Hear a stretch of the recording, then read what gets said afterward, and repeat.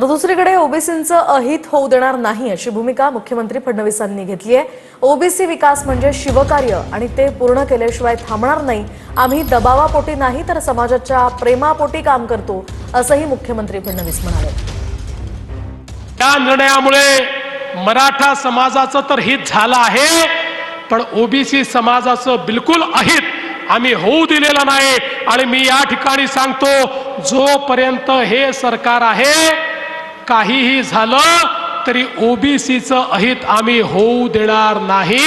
ओबीसींचा त्या ठिकाणी उत्थान, ओबीसींचा विकास म्हणजे शिवकार्य आहे आणि ते शिवकार्य केल्याशिवाय हे सरकार कधीच थांबणार नाही।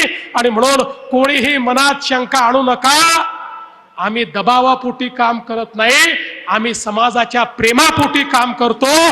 त्यामुळे कुठलाही समाज मागण्या घेऊन आल्यानंतर त्या समाजाच्या योग्य मागण्या या निश्चितपणे पूर्ण करण्याचं काम हे आमचं सरकार यापुढेही करेल।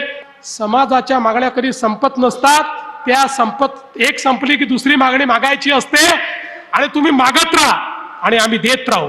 आम्हाला तुम्ही देण्याचा अधिकार दिला म्हणून जे तुमचं आहे ते तुम्हाला आम्ही देतो आहे। त्यामुळे तुम्ही मागत राहा, जेवढी क्षमता असेल तेवढ्या क्षमतेनं देत राहू।